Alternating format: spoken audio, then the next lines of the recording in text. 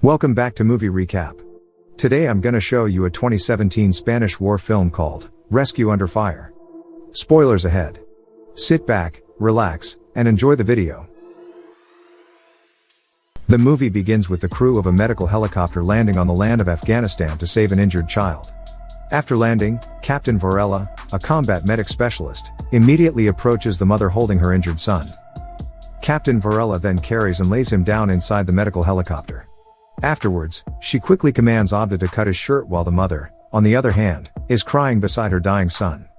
Varela then puts the guadal inside the injured child's mouth. However, she suddenly struggles with placing it, so Abda explains that the wounded child is full of shrapnel. Due to that, Varela orders Abda to get him breathing as they will check inside his body afterwards. As Varela and Abda quickly, but carefully rescue the injured child inside the medical helicopter, Luis, the pilot, suddenly shouts at Valera. So, Varela favors giving her seconds because Luis forces her to get hurried on treating the injured child. Afterwards, Luis checks Sabrino because he is now going to fly the helicopter. Sabrino is in charge of protecting the medical helicopter and appears to be the crew's gunner. As Luis starts the engine, Varela, on the other hand, begins her operation to cut the injured child's body.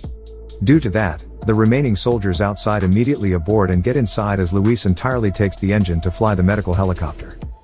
Luckily, Luis safely gets the medical helicopter out of the area because gunfire starts shooting them. After getting out, Luis immediately commands Varela to continue her operation as soon as he stabilizes the medical helicopter. However, Abda starts panicking right after Varela gives the injured child oxygen and sees the patient's monitor system showing negative vital signs in his well-being. On the other hand, Varela reports to Abda that the injured child is messed up because he's not breathing. Due to that, the mother eventually cries out loud as she realizes her son is dead. Afterwards, Valera calls Abda to assist her as they will treat another wounded child, who appears to be the second son of the dead child's mother. Later, Varela continues her mission of saving the wounded child in the hospital. However, despite the successful surgery, Varela cannot help but get sad, knowing she failed to rescue the injured child earlier. The following day, Varela sends her letter to the office and meets Private Sanchez afterwards. Private Sanchez will be Varela's new assistant in the medical operation in combat, which will also be his first mission in Afghanistan as a medic combat. Varela brings Sanchez to the medical helicopter to show her equipment. While Sanchez is listening, Varela explains the vital signs monitor and the remaining parts that connect to it. And while the defibrillator is Abda's equipment, Varela gives all small materials and instruments to Sanchez as her equipment. As for the last reminder, Varela instructs her to have everything ready. Meanwhile, the USA and United Nations troops under the Spanish Command Division are driving north of Bala Murghab. While driving, Falcon radios all the units of the military vehicles to stay on the rough tracks when suddenly they hear a loud gunshot from behind. Someone also throws a rock on their side mirror, resulting in Greyhound going outside their convoy vehicle to check who the suspect is. On the other hand, Falcon already has radios for everyone to prepare for a complex attack. Afterwards, Greyhound calls Mono, Hook, and Puma to fall out with him. And as for the rest, Falcon orders all units to station the snipers on the hills. As Greyhound walks outside, he finds the two American soldiers get severe injuries right after their convoy got shot. However, an American commander appears at his back, eventually calls him Lieutenant Conti, and commands him to find a landing zone for the medevac in exchange for a platoon, sniper team, and an interpreter. And once Conti and his troops evacuate the wounded, Ledesma assures Conti that they can get out of the area.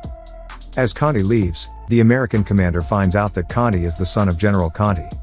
Due to that, the American commander commands Sergeant Aguilar to give him a hand. Technically, Conti and the remaining soldiers eventually get stuck in the terrain of Bala Murghab. Meanwhile, Captain Varela receives a radio report that the Legionnaires have two injured American soldiers. One with a chest contusion and difficulty breathing, and the other with another less facial severe injury.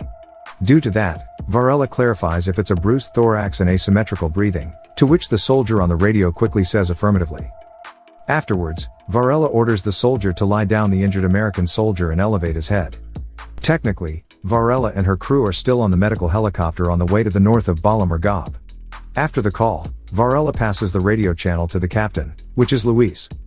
As Luis answers the radio call, he immediately learns that the terrain is irregular and very dusty. Due to that, Luis must land the medical helicopter in a secure landing zone. After a while, Conti finally sees the arrival of the medical helicopter, allowing him to call his troops to prepare. However, the left wheel suddenly tips on the ground when the medical helicopter lands. Due to that, the supposed rescue helicopter eventually gets destroyed right after the main rotor blade loosens up. Luckily, the medical helicopter crew is safe except for Luis, who suddenly strains his left leg. Meanwhile, Connie suddenly approaches Luis after seeing him blaming the medical helicopter for tipping. Afterwards, Connie introduces himself as lieutenant and eventually finds the broken left wheel on the ground. On the other hand, Varela immediately goes to the location of the wounded soldiers. Afterwards, she discovers that the American soldier has a pneumothorax, so she immediately calls Sanchez to assist her in removing the gear and cutting the soldier's clothes. Varela then starts treating him. Meanwhile, Captain Luis Torres calls the central base of Herat to report their situation. Unfortunately, it turns out that Captain Luis Torres reveals that the American convoy continued its journey and left Connie and his troops behind at the point of the accident. Captain Torres also reports that there are 25 men, including the 2 wounded Americans and the crew of the crashed medevac. Due to that, General Connie from the central base finally decides to fly the Chinook helicopters and pick up the trapped men on the terrain. He then commands Captain Ledesma to inform his son, Lieutenant Connie, that the rescue is on the way. However, Captain Ledesma eventually suggests that if they bring back the helicopter on the same mission, they don't have to return to the terrain twice. Technically, Ledesma clarifies that they can't leave the medical helicopter in the area. Especially if the aircraft is only tipped over, there's a possibility that it can be recovered for service. Convinced, General Connie approves of carrying the medical helicopter. And believes Ledesma that if they bring the aircraft back, they can turn the accident into a victory, and a minor problem from the bad guys taking a photo of it. Then, Colonel Bravo speaks with Varela using radio and tells her they are considering recovering the medevac. However, Bravo reminds her that they need to stay overnight, and ensure that the wounded Americans can survive the night. Due to that, Varela agrees with him and gives back the radio to Luis.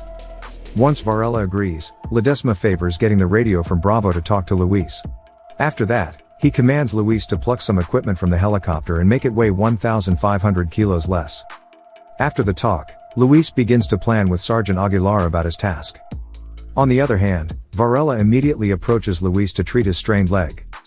Meanwhile, Connie is talking with his team regarding their position to guard the terrain. So, Mono will cover the hillside using the vehicle, and the rest will use the slope as a trench to defend the south area. However, Sergeant Aguilar interrupts their conversation and suggests to Connie that he should park the vehicles against the slope for cover. However, Connie disagrees and clarifies that the snipers are already covering it. Due to that, Aguilar immediately radios the 2 snipers, Corporal Carranza and Angulo, that he will send someone to cover them up for the whole night. Later, Connie eventually receives a radio call from Carranza, using his code name as Lynx, saying that there's a man 300 meters southeast of his position. Due to that, Connie immediately calls Aguilar and Rashid to look at the man. As they observe the man, Rashid suddenly guesses that he might only be a shepherd, while Lynx radios Connie that he's unarmed and has no weapons. Due to that, Connie follows the rule of engagement and orders not to fire a warning shot. However, Aguilar seems uncomfortable with the man's motives, and tells Connie that he's detecting the perimeter.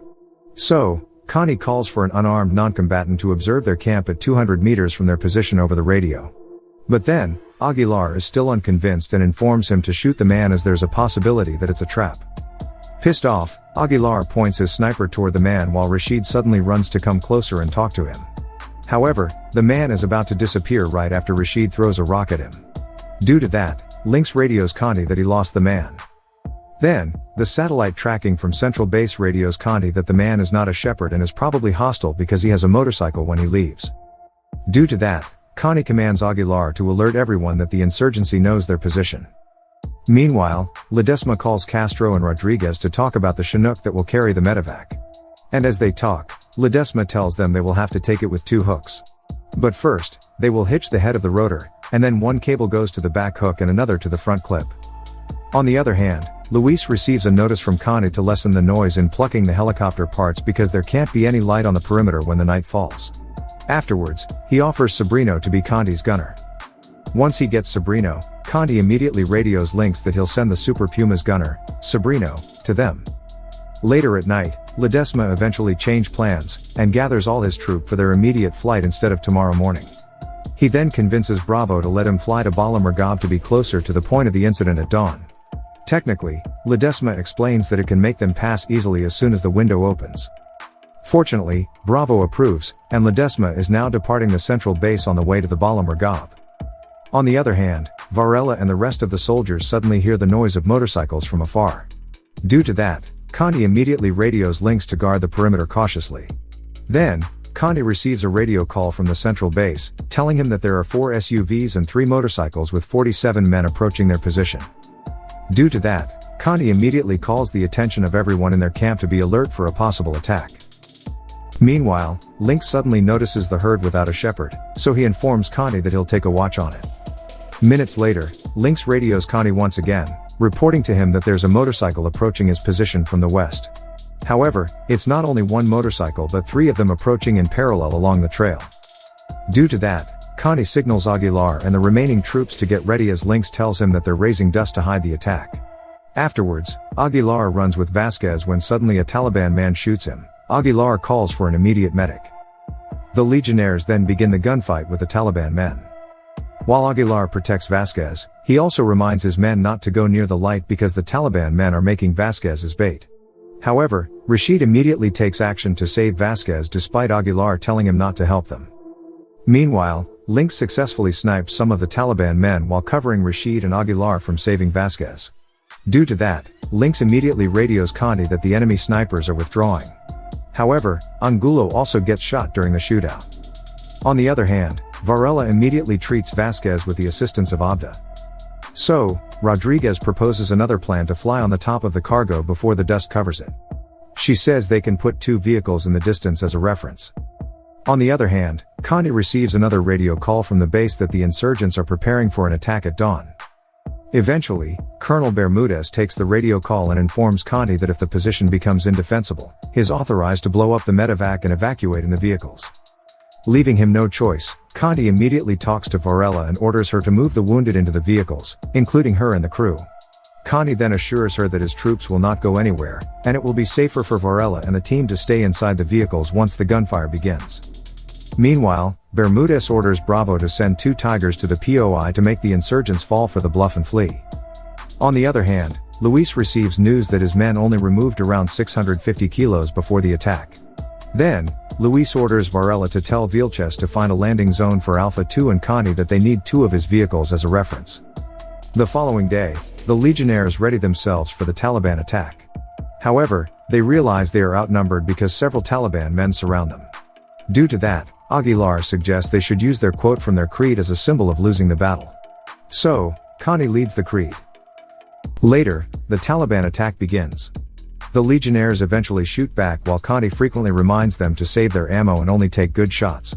Afterwards, he orders everyone to spread out and hold the perimeter. While the shootout happens, 2 Tigers eventually arrive and shoot the Taliban men to scare them. Due to that, the Taliban men flee while Ledesma, on the other hand, also arrives. Fortunately, the Alpha 2 safely lands on the ground because of the 2 Tigers. So, Ledesma gives an order to have the cargo crew get off. Finally, the legionnaires received more rifles and machine gun ammo from Ledesma's crew to use for gunfights. Then, the pilot radios Ledesma that they are now preparing the medevac. Due to that, Ledesma immediately releases the cables to get it. However, they fail to hook the medevac because of the dust. Leaving him no choice, Ledesma aborts and immediately finds Conti right after landing the Chinook helicopter on the ground. Then, after seeing him, Ledesma informs Conti that they will blow up the medevac instead. Unfortunately, it turns out that Ledesma can't see the references through the dust. The movie ends with the legionnaire begging Ledesma to take out the medevac instead of blowing it. Due to that, Ledesma makes another plan to save the medical helicopter. So, despite the complex mission, Ledesma and Rodriguez continue their plan to use only one hook. On the other hand, Varela assigns Sanchez to care for the wounded while she helps the legionnaires. And after multiple attempts, Ledesma finally puts the hook on the medevac. At the same time, Conti and the troops successfully cover Ledesma against the attacking Taliban men. Because of their teamwork, all of the medical crew safely gets inside the Chinook helicopter, especially when Conti saves Varela and Luis from getting killed by the Taliban men. In exchange, Varela orders Ledesma to call the Tigers to help the legionnaires pass through the Taliban men on the road. Thank you for watching. Subscribe for more videos like this to help the channel out. Have a nice day.